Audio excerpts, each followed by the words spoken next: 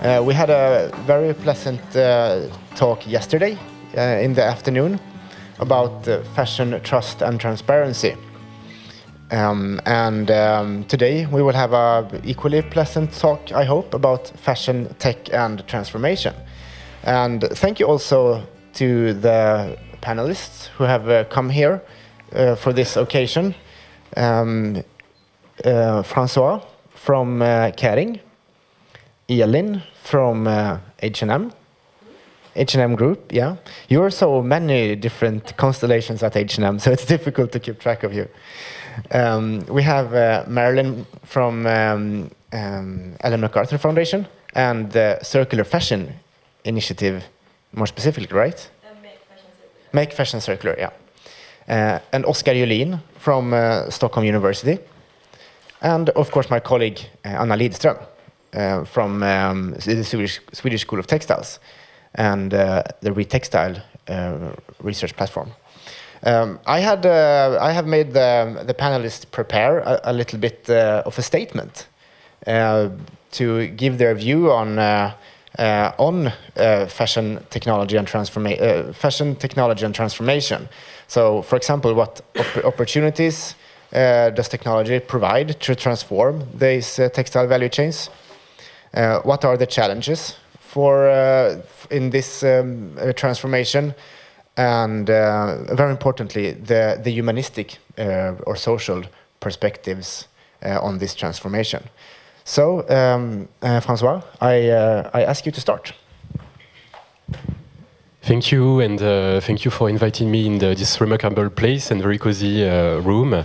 So I'm François-Xavier Morvan. I'm Sustainability Performance Manager at Kering. Perhaps one word for the one who are not familiar with Kering. So Kering is a global luxury player. We develop fashion, luxury good, and watches and jewelry brands such as Gucci, Bottega Veneta, Saint Laurent, Balenciaga, Boucheron, or Pomellato, to name a few. And actually, this 3-minute intro is not really around the topics you asked, but I think it's important to set the scene and explain why sustainability matters for the group and what we do in terms of innovation and sustainability. Because we think, we strongly believe at Kering that sustainability and luxury is one and the same, because for us, sustainability is inherent to the quality of the product, and of course it plays a very strong role in the business strategy. And because sustainability is often around changing the paradigm, disruptive and new approach, innovation plays a key role within our sustainability strategy. It's actually the third pillar of the strategy: care, collaborate, create. And when we talk about technology, of course, there is many different things: circular economy, artificial intelligence, digital, many different topics that all materialize in concrete stuff at Kering. But this morning, there is one thing I wanted to focus on, which is a tool that we have. It's called the Environmental Profit and Loss Account. It's a pioneering management tool, and when we have more than 3 minutes, I can explain a bit more in detail what it means for Kering. But the idea is to measure and monetize the environmental impact of our activities, not only for our operations, but through the entire value chain. And this is really those two words. So in terms of scope, it's very innovative. The fact that we take into account the whole life cycle of the activities. So if I take a very concrete example, if you sell a leather bag, you can just consider the site you own, or you can consider the whole life cycle. So this is leather. So at the beginning of the chain, you have a cow in the field, and you have many different processes before selling the product, the finished product in your store. So this is the first idea, really, in terms of scope. It's something that is very innovative, and the fact that we monetize the impact. So we don't talk about tons of CO2, waste, cubic meter of water. We transform everything into euro, with quite a complicated approach, so that it's something that business understand, and we can bring that to the executive agenda or even to the board of director. And I will leave the floor. Thank you. Perfect. Thank you very much for that. And we're gonna come back to the EPNL account. Yeah, and yeah, thank you very much. ELIN, please. Thank you. So, in order to cater for the growing population and for future generations to come, we really have to innovate beyond imagination, I would say, in the fashion industry. And we have to rethink the whole fashion system, and we need to go into a systemic change for the whole industry, and meaning that we have to go from a linear to a circular production system and economy. And the H&M Group has quite bold ambitions here. So we have an ambition to be climate positive by 2040 and to be circular by 2030. And that goes for the whole group and all the brands within the portfolio. So in order to achieve that, we really need to innovate a lot, and we need to be super open to all kinds of technology and new materials, and I mean there is so much happening now within technology, such as blockchain and AI, and those are really becoming key enablers for us in our transformation, I would say. And there are technical possibilities both for us as producers and industry. I mean, we can use technology in all kinds of ways to reduce slack in the supply chain, to make better allocations, pricing. There is, for example, one of our explorative labs. They have come up with a solution, a VR solution, basically for where designers and buyers and suppliers can go into the same virtual room to discuss a garment and to like see all the sustainability issues regarding that garment in the same time. So imagine all the samples that can be saved by the technology in that aspect.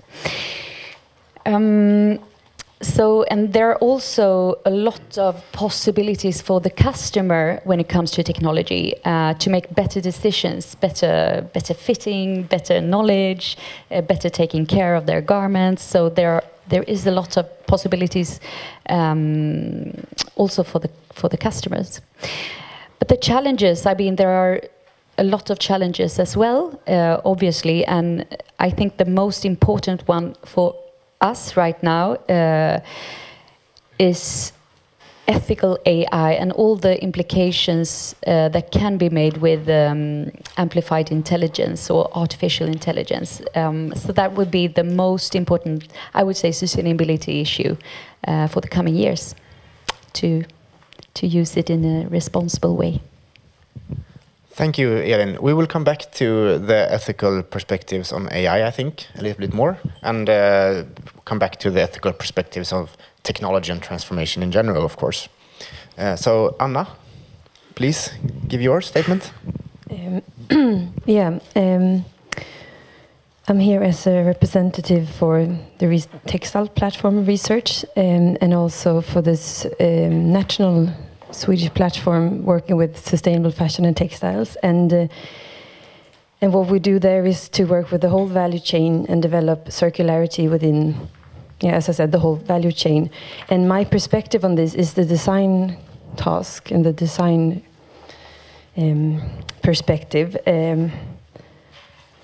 So how can, and I think one crucial part here is to develop alternative design methods that are based on other types of material than rolls of fabric, basically. So how can we work with things that are already produced and work to base new design upon old design and parts of garments, surplus production and post-consumer waste in order to use the materials we have at most before we recycle them on a fiber level. And here I think technology has a great role to play in sorting, and I mean there's a lot of initiatives going on about the fibers and composition of garments, but I think also if we could use technique in order to take the style and the that type of quality within garments in order for us to produce new products out of the old ones and also then save resources. So I think there's my perspective. So thank you, Anna. I leave the word to Oskar now. Thank you. I'm a professor at the computer science department. So one of the challenges in your industry, I think, is to have production that meets demands. So produce what customers are going to buy. Even closer, like that. It's like eating it. Okay. The market it's really fluctuating. You know that, like the collections are short-lived. Consumer demands are shifting all the time, and in the end, the result is like a mismatch between production and demand, and you have like sales of 39%. There's some statistics in Sweden saying that. So you're producing in a very special market. I think the opportunities we are seeing forward is in computers. I think that what we call data analytics and the industry has started to use that now, like Inditex and H&M, but they've started to use the first generation. What is coming now is, you've mentioned the term AI. For instance, and I think in specifics, computer vision. So very close now, and actually already computers are starting to be able to look at an image and understand it in terms of fashion, what types of garment it is, what kinds of style, color, all these kinds of variation. And when computers can start to look at fashion and start to understand it, you can do a lot of things. And then you can do trend analysis, style recommendation, fitting. You can do all sorts of stuff. Let me now come to the challenge we're living with. I worked as a computer scientist, as a researcher with a lot of companies like Ericsson, Sony, IKEA. And one of the things that we do when we work as computer science researchers, we work long term. We need resources to develop over time. It's very costly to develop these machines. Training a computer to see obviously takes time in terms of research. And IT is a profitable business. And fashion is a profitable business, but in another sense. You work in a very different way. So for me, the challenge is to find the ways that we get the kind of connection between the two industries. I think then we can do a lot of innovation, solve a lot of problems. But this is the key thing. And I haven't really seen how we should get that going yet. But I really hope we do. Thank you. Thank you very much, Oskar. And now, Marilyn. Yeah. Hi, I'm Marilyn. I work for the Ellen MacArthur Foundation at the Make Fashion Circular initiative. So I will first explain for those of you who are not familiar what the Make Fashion Circular is trying to achieve. So actually H&M is one of our core partners, so there are loads of like common themes. But in a sense, we published a report last year called A New Textiles Economy, where we laid out the possibilities of a new textiles economy based on the principles of circular economy, which is that an economy that is regenerative and restorative by design.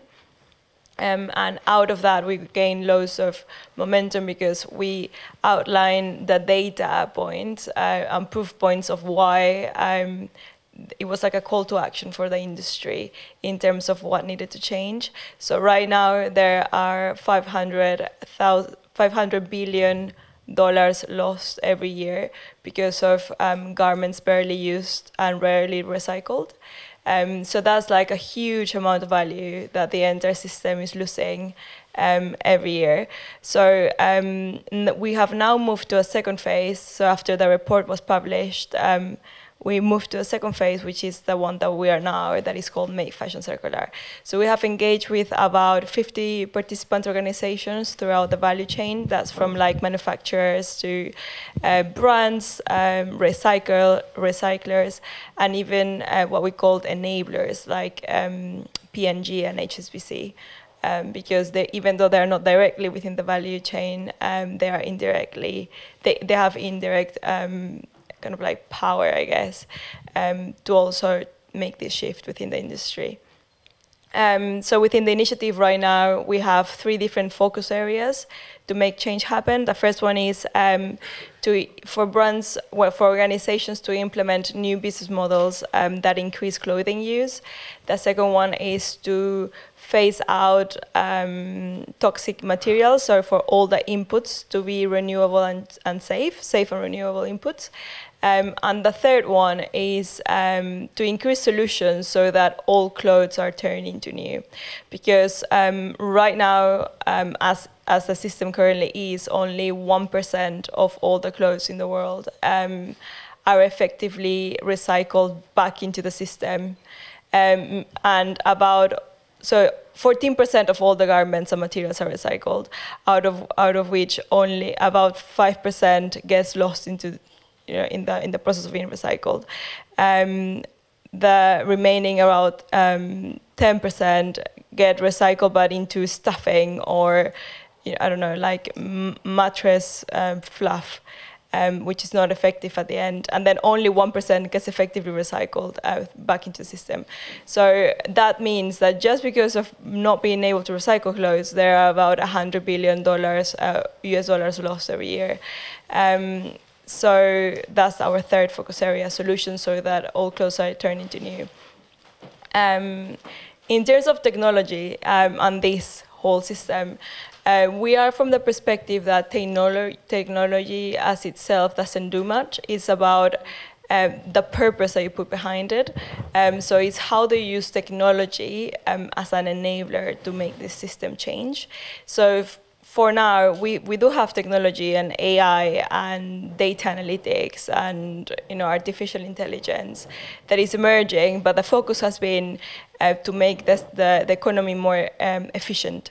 So it's how do you streamline, how do you make it faster, and that has increased production a lot, like exponentially over the last decade. So we are from this mentality that it is not about making the system efficient or more efficient, but rather how do you make it more effective in terms of how do you use that technology to make sure that there are more materials that are being recycled. How do you increase, like the recycling capabilities? Because right now, loads of the materials cannot be effectively recycled because the technology to break down those garments into its constituent parts is not there. So how do you increase investment to enable that? Then what about not making it faster, but trying to use, restorative or renewable energy to produce or manufacture garments. So what he was talking about, trying to match demand with supply, that would also enable brands to minimize unused stock. So their possibilities are endless, and we don't think that there is a single best way to use technology, and what is best for some brands might not be best for some others. So it is not an objective matter or subject, but yeah, that's what we're here to discuss, I guess. Okay, thank you all for those very interesting opening statements.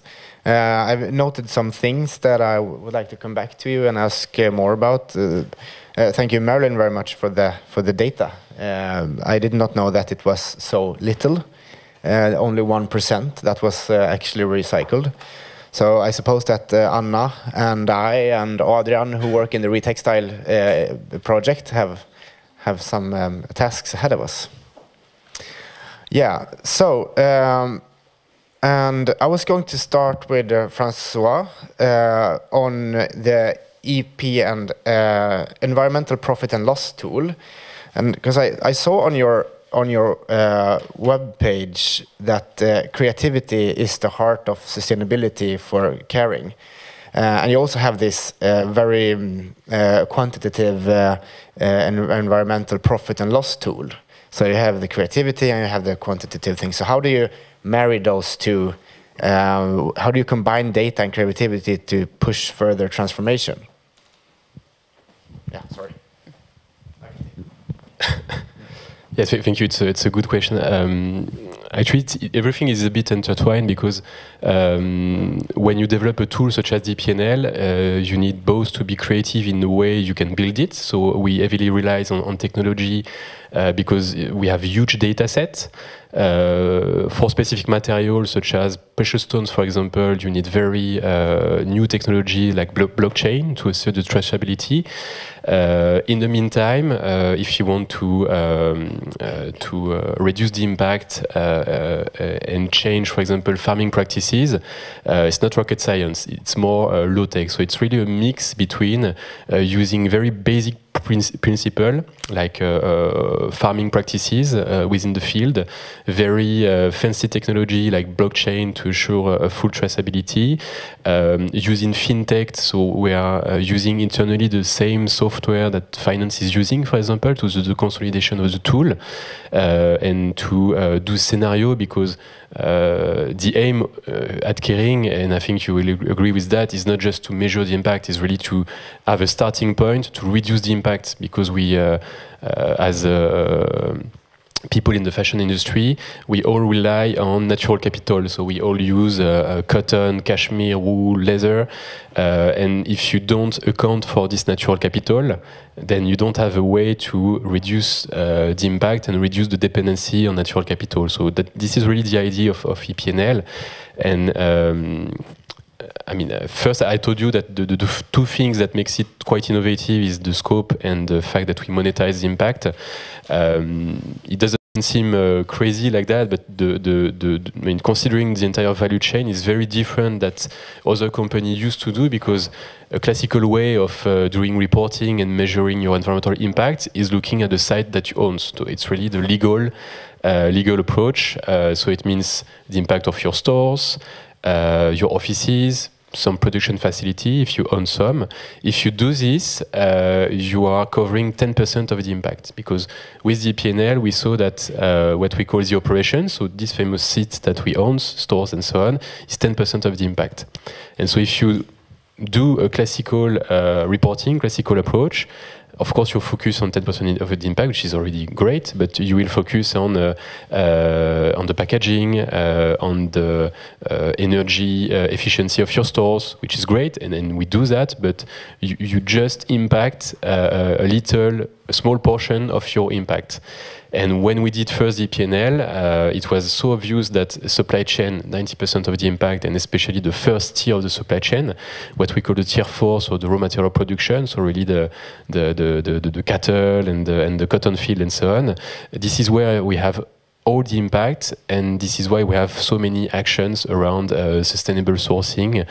And of course, the luxury industry is a bit different than the I mean, I won't say fast fashion, but I mean a bigger market, because the issue with us is not much around the volume. It's more about using intensive material. So, for example, when we talk about gold and brass and platinum, it's a very small quantity, but from an EPNL perspective, it's very intensive material. So, this is why we don't focus so much around circular economy and recycling, because there is already a very big second-hand market. But this is, yeah, basically we really focus ourselves on the production, the first year, and the second part that was innovative, so the monetization approach. I won't get too much into the methodological detail, otherwise we spend the entire day around that, but just to give you an example, the fact that we transform everything into euro, we take into account the regional specificities and we avoid transfer pollution. So for example, if if you are very CO2 intensive, you want to reduce, of course, your CO2, you can launch an action, you will reduce your CO2, but in the meantime, you will impact your water pollution or water use. And so transforming everything into euro, then you have the entire, the holistic impact. So when you have an action, you can see the impact of the action around all the different parameters. And so you don't focus on just one topic, one impact. First thing that is interesting. Second thing, so the regional specificity. We own some tanneries. So as you know, tannery is very water intensive. We are using some chemicals. If this tannery is based in Switzerland, where you don't have an issue with resource availability, you don't have water scarcity, will factor differently the cost of a cubic meter of water. By opposition, if you have the same tannery in India, when we run the monetization approach, the cubic meter of water will be much more impactful. And so classical way of considering your impact, if you just look at the environmental KPI, so how much water you use, if your tannery in Switzerland uses 10 times more water than the one you have in India, of course you will focus on the one in Switzerland because it's your number one impact in terms of water use. When we run the P&L, then you have a euro impact of your water use, and your euro impact intensity of your tannery in India will be higher than your tannery in Switzerland. So it changes totally the way you prioritize your action and you allocate your resource. And to answer your question, because you had a question at the beginning, so the mix between this, so let's say classical approach and creativity, innovation, it's something that we translate in the target we have. So as I said, EPNL, the objective is not to spend years and years around methodology and being very, very precise. We need to have the full picture, where are the hotspots, and then we focus ourselves on this hotspot to reduce the impact, because this is what we all aim to do, I think, at the end, to be less intensive in terms of natural capital use. And so very quickly we develop a target which is reducing the group EPNL by 40% by 2025, and so 40% seems a bit, perhaps not that much ambitious. But what we do to define this target is actually we look at all the different projects we have internally in terms of sustainable sourcing, new technology, innovation, and so on, and we try to see what would be the possible reduction, EPNL reduction, if we scale up everything. So we have some pilot project. If we would use this project for our entire sourcing of leather and cotton and so on, we would reduce between 20 and 25% the EPNL impact only. And so it means that the rest of the reduction, the rest of the target can be achieved via creativity, innovation, and really disruptive approach. Like we have a big partnership with Plug and Play, Fashion for Good. So it's a startup accelerator where each year we shortlist some startup that we work with internally to strengthen their business plan, their technology. We pilot test some of the solutions they develop internally, and it's really new technologies. Like for example, leather is most of your impact. Let's think about something like growing leather in a lab, or making leather out of mushroom. You have like dyeing solutions using bacteria, things like that. So it's really a mix between these two things. Yeah, ELIN, you and we spoke just earlier about this leather, mushroom leather. No. Grape leather or Grape orange leather. peel. Is that something that you have looked at too at Kering? Yeah, I think it was more orange. Or a few years ago, we had like using the the skin of ananas, pineapple. So yeah, Pinatex, exactly. So a lot of different technologies today. It's still at really pilot phase. It's not easy to use it at a big scale. So, but it's great to have all this new solution and new ideas to test. It is fantastic to use resource, not waste. Yeah. So how far away do you think that those those technologies are this leather, for example? Is it and what are the difficulties in scaling? Is it getting raw material, or is it that the technology hasn't scaled at machine level yet? I think there are a lot of challenges. But we want to use our size and scale to do that transformation and to help those startups, primarily the H&M Foundation and the Global Change Awards. I mean, there are definitely challenges with implying small innovations into big scale. And I think that there is a lot of kill your darlings in the process. But I think that it's fantastic to work with the small, innovative startups, and then we can help scaling it. Yeah. One thing about those new innovations that are coming in, and circular economy in general, is that, I mean, we can make any material, anything circular if we use enough energy and chemicals. So making things circular is not a problem. Sustainable circularity might be more challenging. So Marilyn, what is your take on sustainable circularity? Oh, it's a bit, the microphone logistics is difficult, so please excuse that. Can you please explain further what you mean by sustainable circularity? Yeah, so for example, that to make sure that we don't use, when we are approaching this circularity, when we're turning orange peel into leather, that we're not using dangerous chemicals or too much energy compared to normal leather manufacturing.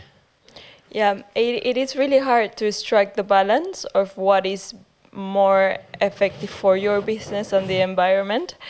In terms of like innovation, as François was saying, there are plenty. I mean, even growing it in labs or in vertical farms, you know, like now there's this like. Can you hold the microphone? Please? Sorry, you can grow plants now in vertical farmers in the middle of the city, which means that in theory you could get more resource. So it's not about it's not about what to do, but how do you do it and what do you want to achieve. So if it makes sense for your business model to use orange peel, then or whatever, or pineapple one, then of course you will invest on that, but it's not, so I guess that in the long term, what you need to put your resources in is in something that makes sense for your business model. So there's no right answer to like, how do you make circular, you know, sustainable circularity. It's just what makes sense for you might not make sense for some other people. And the idea, I guess, is like, if you in theory change the entire system to a circular system, then whatever it's out there and whatever product you get as a consumer, as a customer, sorry, because you wouldn't be consuming anymore, you will be effectively customer of whatever you're buying. Then as a customer, whatever you purchase or service that you get, there will be no wrong choice. So meaning that in an ideal world, whatever brands are putting out there, whatever products are out there, should be okay for customers to purchase. So I think that's, so if you manage, it's not a single person, you know, there's this idea of collaboration. There will not be ever a single person or company or institution that will change the system. So it's a matter of everyone working collaboratively, so then that system becomes circular. And if we achieve that, then we will be on a sustained circular mode, let's say. Sustained, not sustainable. We're trying to move away from the word sustainability so much because it has acquired throughout time such a negative connotation. So it's almost like telling someone, you really need to go on a diet and stop, you know, like eating kind of thing. And that's not the point. So we're really trying to move away from that, like in the area that we're working on. So it's not about sustainability has this connotation that you have to become more sustainable. Immediately, everyone just goes, oh my God, what do I need to stop doing? Like, do I need to stop producing this? Do I need to stop using that? So it's this mentality they're trying to move away. It's not about sustainability. It's about having this circular mindset about, like, what is out there that you could do to make your business better? What can you make use of? What waste is there within your current system that you can reintroduce in your production, and so cut down costs so it's better for you and the customer, because the product that you're putting out there will be cheaper. So it's about a win-win situation. It's not about moving away from. It's how do you include what is already there for make your current business model more effective. So. Yeah, thank you. Oskar, you can have the mic. Yeah. So one way, or a very good way of making the value chains less impactful, is to remove waste. Waste is most common, I think, overproduction. We usually say that you have 50% overproduction in the textile value chain. And with overproduction, we mean things that are not sold at full price. So a third, essentially, of the things that we manufacture are not sold at full price. So it's a lot of things we do could be considered waste. But Oskar, you have an interesting approach to reducing waste and to make sure that what we sell is going to be popular with the customers. And it's your Tinder for designers. Would you like to share just a little bit about what this app does, and so how we can use to reduce waste? Yes, there's a lot of things you can learn in dating. One of the ways we've used the Tinder app is to make available collections of clothes before they are produced. So instead, when you use our app, which is now available in all countries over the world in a test, together with a big Swedish company in fashion, it's called, if you have an iPhone, you can download it. It's called, if you look for Clother app, you can do it later if you want to. So it is like, if you have tried Tinder, it's like the same thing, but you get pre-collections of stuff that is not yet produced.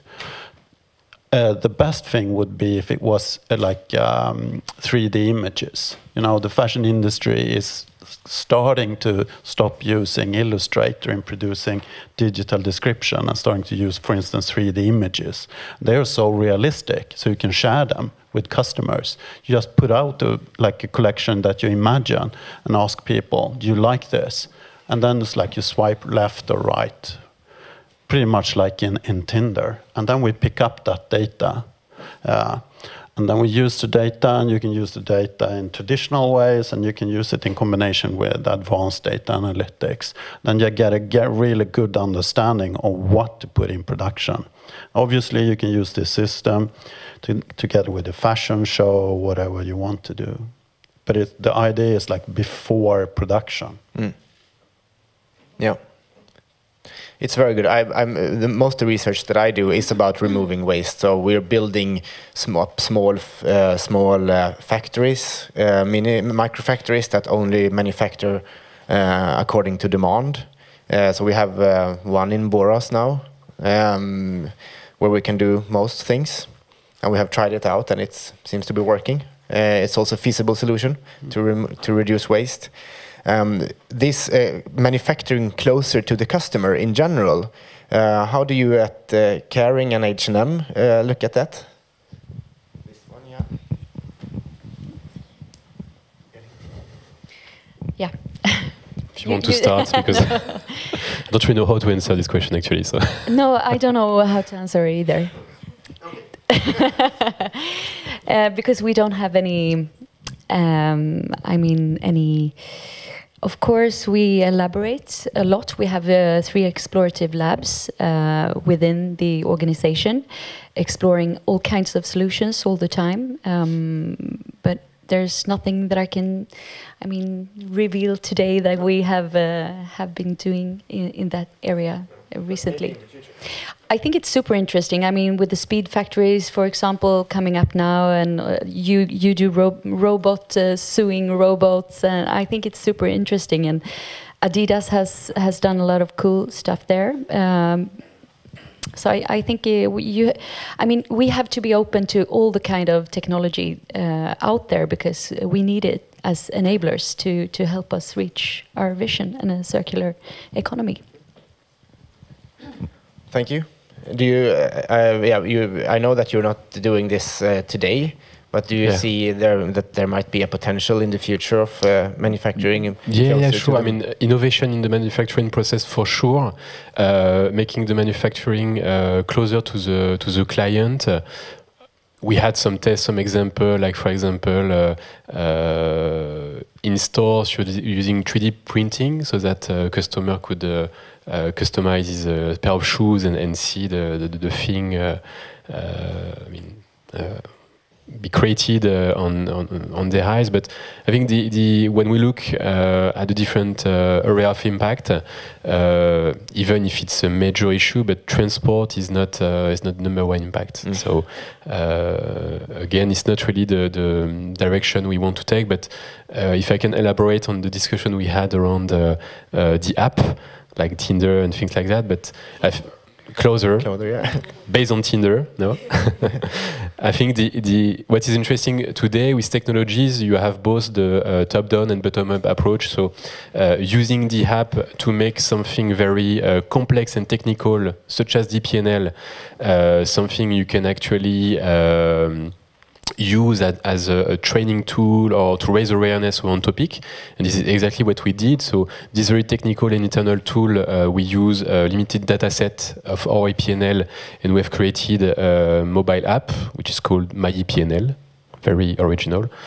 You know, creativity is the heart of the business. Not for us. So you can download this, don't worry, it's free. And actually, it's a way for everybody, so a customer, a student for a fashion school, a buyer, to understand that your decision have impact on environmental impacts, and you can via simple actions. So choosing different material, choosing different production location, you can act on reducing this impact. So I think this is why technology is so powerful today to really fight complexity, and so everybody could use very technical topic. And same thing, I think, very important around the target setting approach, because we all have big groups who are setting targets. But today, how can you say that our 40% EPNL reduction, for example, is it compatible with the limit, the limit of our planet, the limit of what the planet can provide each year and regenerate. So I think that's the next step. Today we are working on this topic with scientists, and there is a big momentum around that to define, to use the concept of planetary boundaries in the target setting. So we already have a concrete methodology for CO2. So we have now the tools to say that for carrying, for example, and this is what we did, we need to reduce CO2 footprint by, for us, by 50% by 2025 for operations. And today, science, and this is also the role of technology, to offer let's say something very scientific, very very technical, change it into something very operational, actionable for companies, for customers, for people, and this is very important, I think, for a company like us to be able to say, in your strategy, I want to reduce my environmental impact, but I want it to be compatible with the limit of the planet. Otherwise, if we just reduce by 20%, it's great, but it doesn't really change the problem. So I think it's technology play a key role in this also. For sure, yeah. So this, what you talked about, is exactly what we want to do in the Textile project. We want to keep our fashion system within the planetary boundaries, of course. Yeah, and good transition. Yeah, and Anna here, my colleague, she's very good at adding the designer's perspective to the ideas we had. So when I come up with ideas, and then I think, okay, what is missing in this? And then I always try to think, what would Anna think? How would she approach this problem? And then I usually find another angle to it. And then I ask Anna about it, and then she finds a third angle. But anyway, so she's very good at adding the other perspective. And we're here now, we talk about technology, and I'm an engineer, Oskar, you're an engineer, ELIN, I don't know your background, but... Behavior, so, well, that's good, that's, yeah, not an engineer. Francois, you're? Biology, and Marilyn? Sociology. Oh, so it's a good mix, but Anna and the other ones might share as well. But what perspectives do you think we technologists always miss when we speak about these bigger questions? I think, like from listening to you now, one perspective I really do miss is that I think, and my perspective then is a fashion design perspective, since I'm a fashion designer and doing artistic research. I think that we need to look backward in order to look forward. And I think there is so much great things, how we've before made garments with seam allowance, like really analog techniques. And speaking about modularity or making circular garments, I mean, just looking at old workwear where you had actual width, extra width that you, by the time your like belly grew, you could actually just unpick some seams and the jacket still fitted. I mean, that's like back to basics. I mean, I think we're looking too much into that we have to sort of invent something new and then that will be circular. But I mean, so I think looking into this analog craft techniques of dealing with fabrics and the product, I think we really need to reinvent that again. But also, I mean, we speak about like Pinatex or this fiber recycling, but the scope in between, the waste that's already produced and considered to be like dead, or we turn away, or I mean, we don't look even at it because it's last season. I mean, there is still so much potential in those products. And as a designer, to look into that and using the redesign methods and also remixing, I think styling here has a great potential of remixing different dead stock, and that's creating new brands and adding new value without even producing anything new. So that's really saving energy and chemicals. And I mean, we don't even need to reproduce. It's all about finding new connections between different types of dead stock and also presenting that in another way to customers. And I think that's in the sourcing and in the presentation of new fashion or expressions. I think we have technology, I mean, that could play a role, but I think still that the design development should be quite analog, because I mean, we've done clever solutions in the past, and I think we should highlight that and also, again, challenge also the way that we view material and what is considered to be valued. I mean, is it a zipper or a placket or a collar stand, or is it the actual Egyptian cotton in the material? What can it be? I mean, there is several things to detect here and to also work with from a design perspective, and to put together into new designs. Yeah.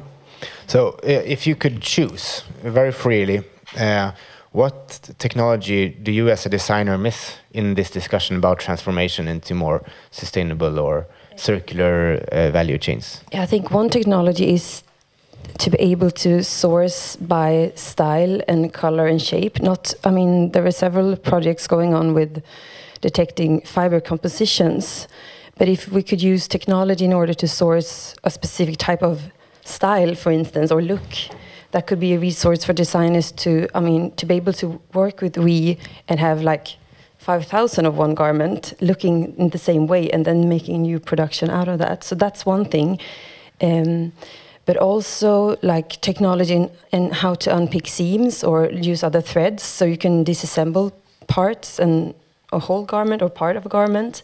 That type of technique that enables the craft to move forward, I think, is I would really appreciate to work with. Yeah, we had an interesting meeting with this company, Restortex. Rescotex. Yeah, the other day they have dissolvable thread. You use heat to. Yeah, because that's also what we in our common projects in within the retextile, where we really base new design upon old design, like a garment to garment perspective in the circularity.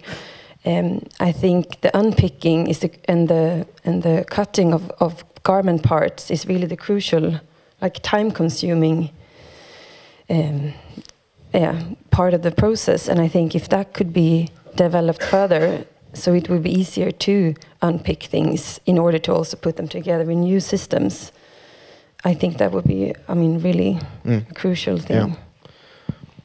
We saw that a lot, and we also saw that, of course, in the retextile flows, all manual handling is very difficult. So also cutting into new garments is very expensive. Yeah, and since this is facts we know, of course we can challenge them and make design products with this in mind and still make new design. But maybe we have to look into making more straighter seams, or making less seams, or making anyway, challenge the design perspective and also the product and the use of the product. How can we have this design service and we have take-back schemes for the products, but we still can provide a specific brand's customers with new design from that brand without using new raw fibers or virgin fibers? It's also about that type of service design that we really need to look into. Yes, for sure. Different types of add-ons, basically. Yeah. ELIN, you made a very interesting project on the visual side or styling side with a holo. Now I forgot the HoloMe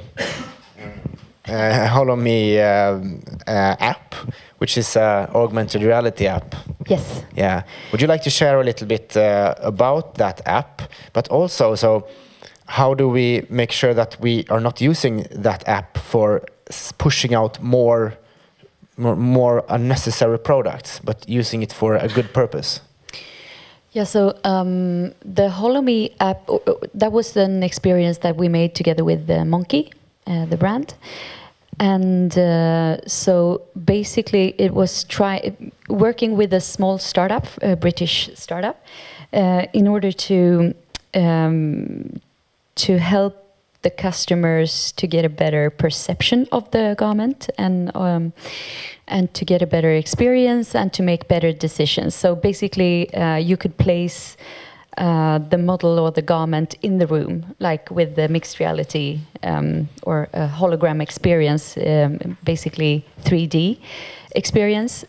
So you could just like hold your iPhone like this or your smartphone and place the model and the garment in the room here, and you can go closely and you can look at how it fits and the seams and the garment in a more close way. Yeah. Yeah.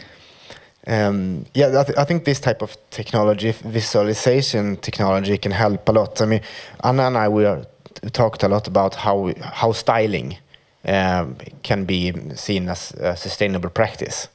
And Anna, what do you think about apps that can help people with their styling? And yeah, I think it's really interesting, and also I think when speaking about styling, it can really be about the small details. That's often what I've been working a lot with the secondhand businesses in Sweden, and what I found also, like for instance, why customers don't know what to find in secondhand stores is also because they don't know how to style. And that could be like actually not looking into a specific size, but a specific color, and also when you try the garment, just like how many buttons should I unbutton, or should I tuck it in my pants, or should I unfold the sleeve?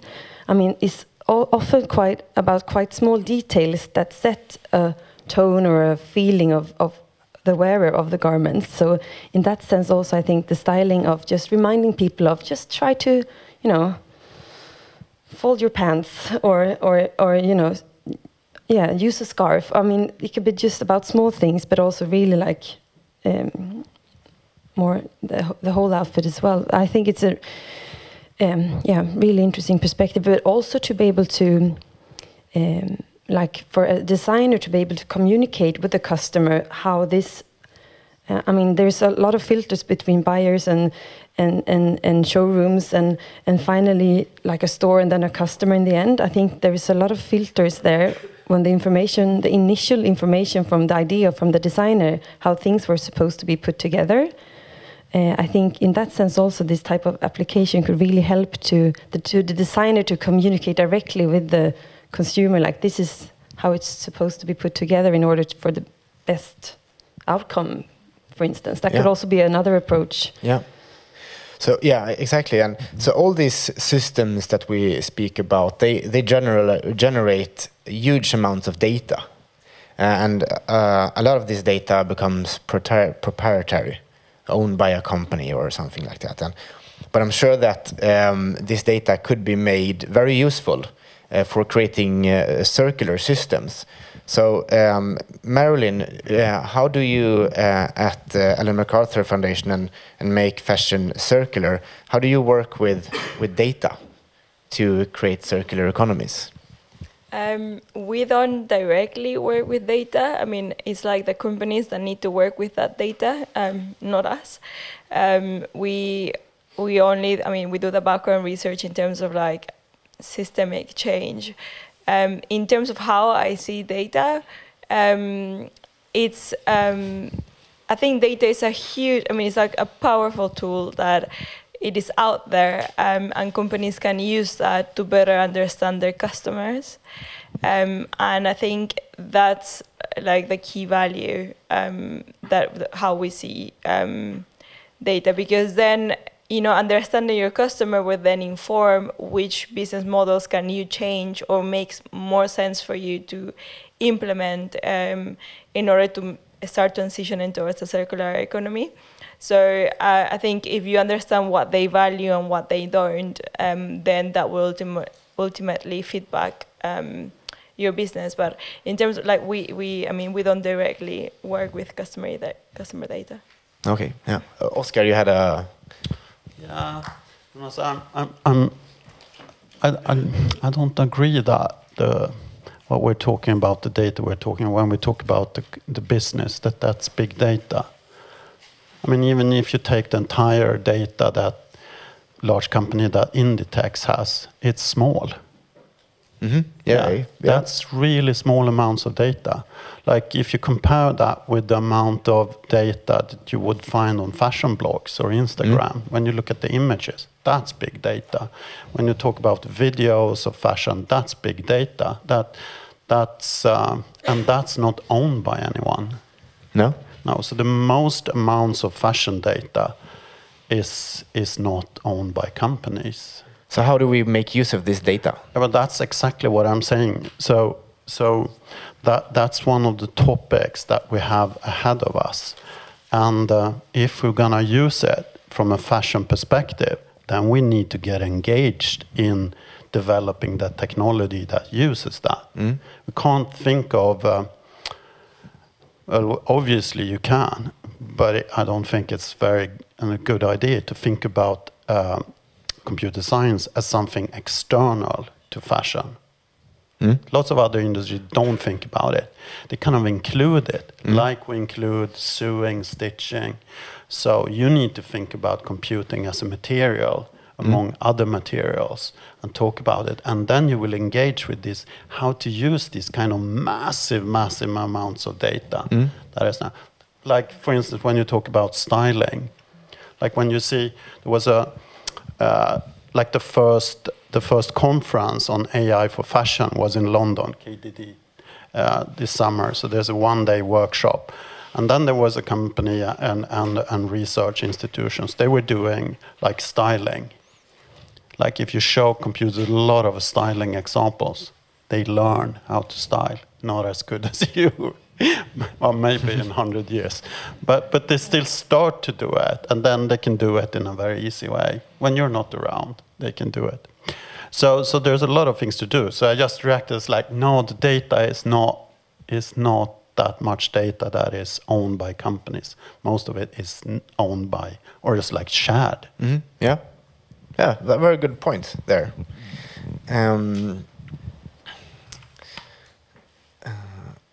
Yeah, so that's a very good point. So now it's half an hour left. In a few minutes, I'm gonna leave it open to the visitors, to the audience, to ask a few questions. But before we do that, I'm gonna ask a few more questions, and you are all free to answer this. So it has a little bit to do with what H&M is doing with the Google project. But technology is always moving closer to us.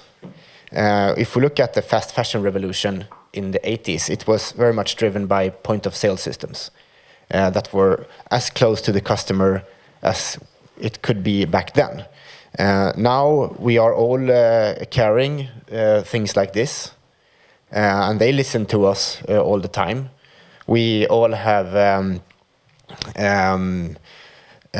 Google, not everybody, but some people have Google Assistant, Amazon Echo, and Apple Home in our homes, and they're constantly listening to us. And the technology companies are obviously booming because they have all the information about the consumer so close. But how can such technologies that we see help transform the value chains that we have into better ones? Who would like to answer that question? How can technology transform? Yeah, for example, like your Google project. It's a very philosophical question, but I think that technology in general can help the industry forward if it's done in the right way and with ethical values behind. So what we did with Google was that we created a voice application, and the reason for doing that was to again help people make better decisions. So that was an inspirational styling help, interior design helping guidance application for voice. And the reason for doing that was to help the customers to make better decisions and to see how the products could be used in their homes. So I think that's but I mean sometimes we have to develop the technology, and then we can find different implications afterwards. And I mean, if we have the technology, we could easily put information behind it, like sustainability, like production, and all kinds of knowledge and intelligence. I mean, we can help customers make better decisions and more informed decisions with help of technology, I think. That was maybe not the best answer to your question, but but it was an open question. Yeah. So, Marilyn? I don't. Well, again, sorry. I don't think there's a right answer, but what I can say is that I think technology has an immense potential in terms of linking the different participants of the value chain. So and I will say an example that it's not 100% working just yet, but when they crack it, it's going to be amazing, I think. And the Hong Kong Research Institute of Textiles and Apparel, so Heike Rita, actually together with H&M, have developed this manufacturer in Hong Kong where, when it's working properly at least, people will just be able to go there with their old clothes, sit around for a couple of hours, and they will get new remanufactured clothes within those couple of hours that they can just take back home that same day. So for me, that's incredible, because that means that this manufacturer plant has finally found a way to decompose these materials to its constituent parts and put it back together, like remanufacture it all within a matter of hours through some kind of, I'm not an expert in technology, as you might already know, but like some kind of biological means of, I don't know, of breaking it down, all within a couple of hours, so then the customer can just walk away on the same day with new clothes made out of their old clothes. So I think this is this is an amazing example of how manufacturers can collaborate with brands. So that's like two different points of the value chain in order to create like this circular product, essentially, and offer it to the customer on the same spot. And I mean, I know it's a couple of hours, but people go shopping for a couple of hours anyways, and you can just make a community around it, right? Like you can just make like a cafe, and then people can just wait there and then have this sense of community of people that are just waiting for their clothes to be done. So there's a social aspect as well. So examples like these are exactly what we're looking for. So it's not about, again, it's not about like the technology in itself, like the biological means of like recycling, but it's more about how you're using it and where and for what purpose. So I think that's, for me, like a great example of how can you move and engage the value chain into becoming more circular. Yeah. Anna? I just would like to remind also that, we need great designers that are bold and can show that and prove that we can do like amazing design and still be circular or sustainable. I would just like to remind of like Catherine Hamnett, Martin Margiela, Vivienne Westwood, a way of being an activism within sustainability, but also make great design and also, we need to be inventive, and I wish for bold and great designers to take lead on this and show how things can look, because also it's important to highlight that being sustainable or working circular with textiles is not a specific expression. It's a method of dealing with textiles, basically. Yeah. So more bold designers. More bold designers, yeah. That we can trust. A kind of far-out idea of fashion in the future has to do with the power of software. Lots of the innovation we have seen the last year is in software. It's like compute. It's not the hardware of computing. It's in the software. That's where you have patents. That's why you have Swedish companies with lots of patents and IT companies. What is the role of software in fashion? Very small. I've talked about something. You can see it like data analytics. You can see it like first generation of data analytics within the companies now. But we could foresee software-driven design, fashion design. And I think like you have done in Borås for 10 years, like smart textiles. You've been thinking about like fabric, where the visual expression could be done by software. The most practical first step is with the accessories like watches. You have like famous in fashion industry is the Apple Watch, but like Google Android watches is much more spread. So you have a surface on your body here on the watch that is a screen, and that kind of points to a future where you're wearing screens. And if you're wearing screens, you don't have a one-to-one connection between the screen and the visual expression like we all have on our screens now. It's like you buy this with one expression, but in the future we will not. So then you can change your visual appearance. You can you don't need to throw away your screen, you just throw away the visual expression. Wouldn't that be more sustainable? Yeah, that would be good. Yeah. Before we leave it to the audience, I have one more question for Francois. And you mentioned something in the beginning there that was interesting, I think. And you talked a little bit, I think, about how you use finance tech or fintech at the farmers level. Small. We use it more internally as a data analytics tool. So using the same tool, I mean, because the idea is to make a sustainability topic, environmental topic, the same level as a business strategic topic, then it appears that it was interesting to use the same tool that finance use. So we have the same technology, same software internally, so that it allows us to do not only measure the impact of last year's, but we do more and more forecasting, prevision, scenario, so that the different layers of the company can understand what would be the EPNL impact of a future collection, of the development of new product. And I think this prediction is interesting, and it goes also with the fact that the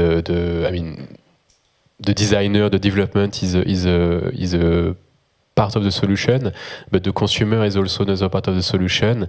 And as we discussed around the role of technology in that, I think that the same way technology help you predict what the clients will want to buy in terms of styles, articles, and somewhere, in the same way we should use the technology to allow the customer, the client, to have more information, more disclosure around the product itself. So where it has been made, what it's made of, what's the real cost, the real impact of this product, to refine his purchasing decision. Mm.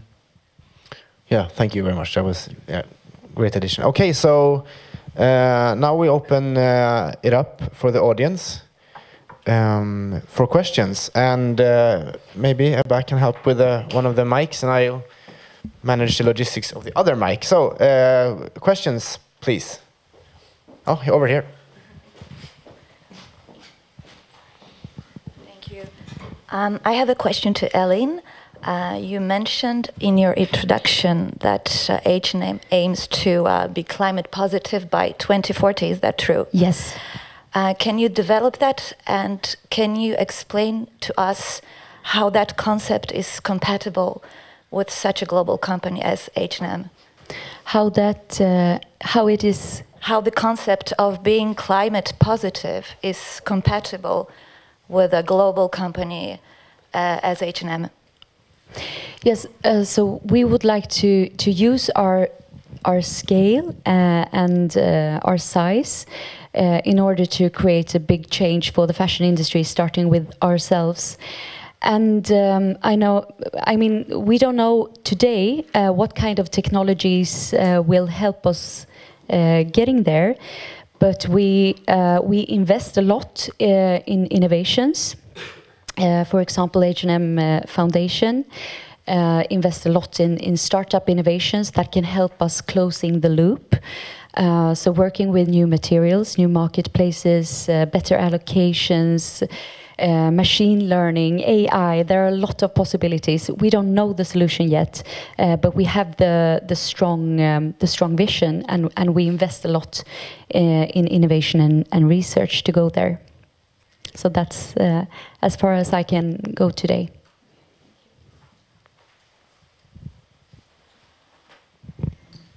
Okay. Any other questions from the audience?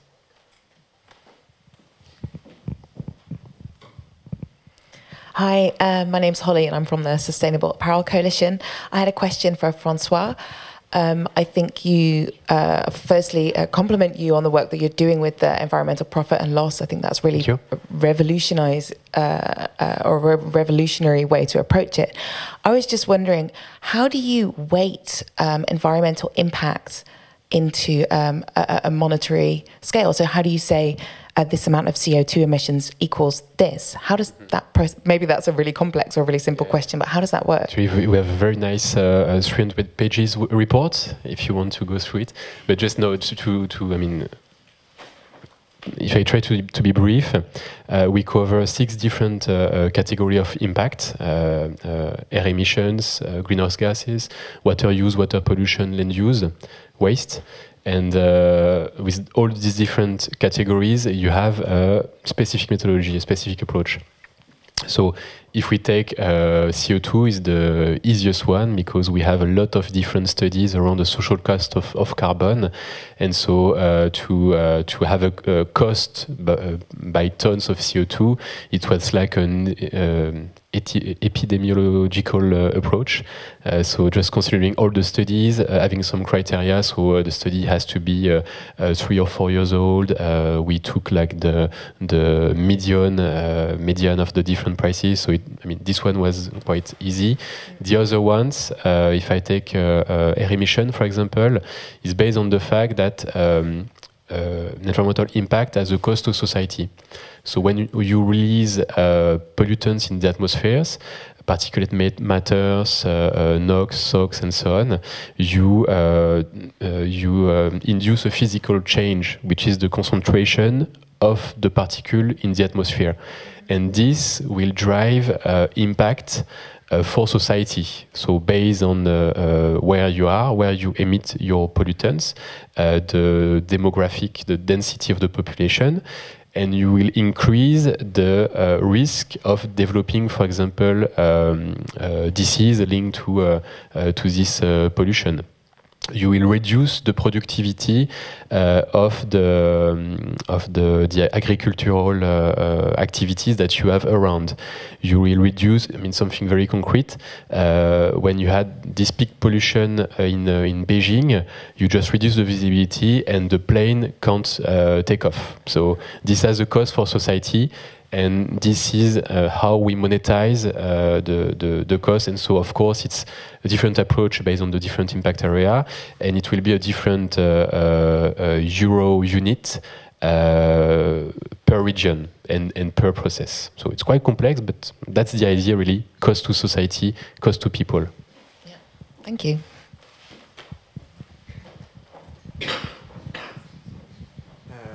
Or here? Thank you, all this creative board of new visions. It's very interesting to hear what's going on and to understand some of it. And it's a very complex question, as I understand, because overproduction, as we all know, is one of the factors. But if we go back behind the overproduction, we also have the people working who need to make their money, and we are a planet of growing individuals and more people who need to make money. So how can we look at money in this context of, would a slower production for H&M, where the prices are maybe higher, would that make a solution also for the overproduction? Or I don't even know how to ask this question, because I understand the complexity of it, but I don't know how to really approach it. But I think it's important that we bring in the need, the want, the wish for more money. Our greediness as human beings, as well as creativity. And how can we look at the money in a way that would be more sustainable for the planet? What you're saying is very interesting. How we can slow down the pace of the industry and still be as profitable. So we have a research project going right now where we go the opposite way. We try to speed it up. But we're doing it with very circular materials and in processes very close to the customer, and where we're using renewable energies such as solar to drive these processes. And the materials that we're using, they're fully circular, and they have very, very low environmental impact. So in this research project, our idea is that we embrace consumer behavior, because we behave as humans, and it's difficult to impact human behavior. And we like things, humans. We Some of us are able to say that, no, I'm not going to buy this because it's bad for the environment. But the most people, they are just buying and indulging in fashion. So we thought, okay, people are acting in a bad way. Let's help them in their bad way and give the best possible product for that behavior. So then we come up with this idea that it's all based on the Japanese cherry blossom, how it burns and dies and decomposes. So that's our approach. So we will, yeah, it might seem strange, but we take on this by making even faster fashion, but fashion that doesn't have a negative impact. Maybe you're not satisfied with that, but this is the way we're going. Yeah. So we started to build a machine now.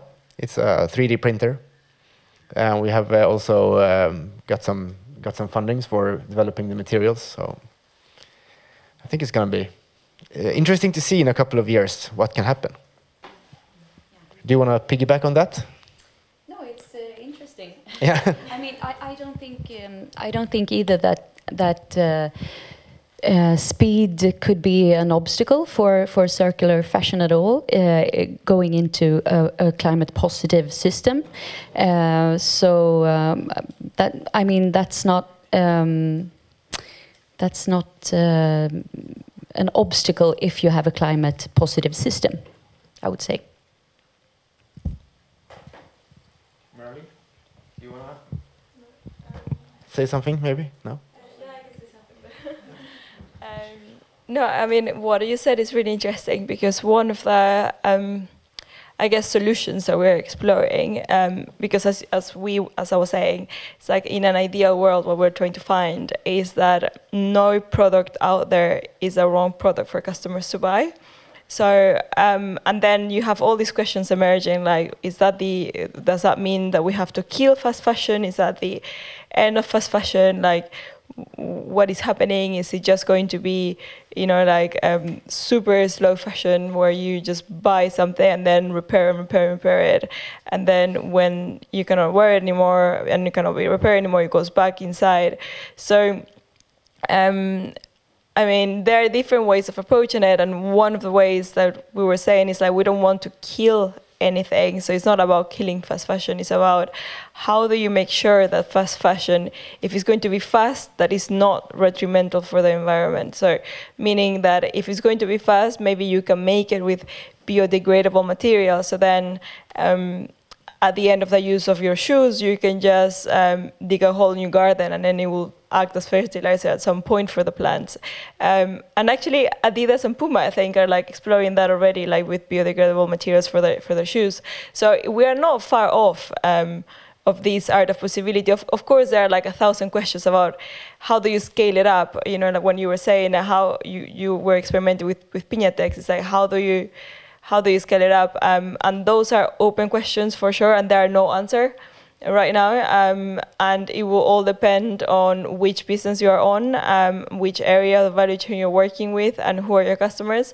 So there are loads of open questions, and that's the interesting part of where we're at right now, is because there are still no answers, which means that we can craft, you know, what's coming. So yeah, I mean, the possibilities are endless. So it's not about particularly killing aspects of the system, is how do you make it work better for the future. Thank you. Are there any more questions from the audience? Or comments, perhaps, is also welcome. Yes? Thank you. This is a question for Francois. My name is Celine. I'm a student at ESMOD International. I know that recently you published a program you made with Stella McCartney and one of the bag productions in Kenya, and how the socio-economical aspect of that is really interesting to me, because I think that educating emerging markets are important today, especially in luxury, because educating about how luxury can be connected to sustainability and how it can be incorporated is not only a top-to-bottom decision, but also a bottom-to-top. And therefore, my question is, like from the socio-economical perspective, if there will be more initiatives taken by curing in that direction, and with that thinking of places like India, for example, with an emergent middle class. Thank you. Yeah, definitely. I mean, social is a key part of the sustainability approach. As I said, the three pillars: the care for the planet, the collaborate for people, create for the creativity. And so you name one example that Stella McCartney launched. There are many different examples. I think the key issues we have is around, as you said, is around for some factories is around working condition, and in parallel, what would be the fair wages for these activities. After we have, let's say, more positive approach, like you said, the one in Kenya, and especially there is an entire different work that is done. So. Not directly by Caring Sustainability Department, but more by the foundation around empowering women, because we have a lot of women, both in at customer level, internally as workforce for caring, and even more for suppliers. So there is a lot around education, health, and a lot focusing on women also to develop this social aspect. Even if today the kind of tool we develop for environment, for EPNL, it's not on our target, at least for now, to develop the same social thing, because we consider that on the environmental side it was not clear where the hotspots were. So it was, I mean, there was an interest to develop such a tool at first, but on the social side, we are quite clear on the where we should act.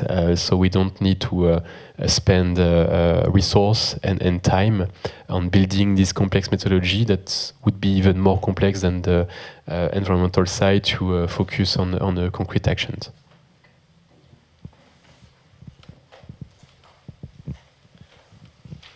Okay. Thank you very much for that answer. Are there any more questions? No? Okay, so it's 3 minutes to go. I would like to take those 3 minutes to ask you if you have any last comments or questions or things that you would have liked to said during this panel discussion. And if you seem to be rather content. Thank you for the organization and the discussion, and for you to be there, of course. Yes, thank you all. Thank you to the panel. Thank you to the audience. Thank you to the embassy and the institute for arranging this. I think we covered most aspects of the value chain. When I walked here this morning, I realized I haven't got any questions on raw material, but you covered that very nicely. I think we have the customer here, we have the design aspect, manufacturing aspects. We don't have the logistics aspect that much, but the logistics cost is just 2%. Next year, yeah, I'm building my little robot car, yeah. Yeah, next year we will talk about the robot car. That will help us a little bit more. But I think we covered the most aspects of the value chain. We've also talked a little bit about how we can, scale technology, how we can impact the consumer, some things about how we can impact the policymakers. So I'm very happy with this, and Clemens is starting the applause.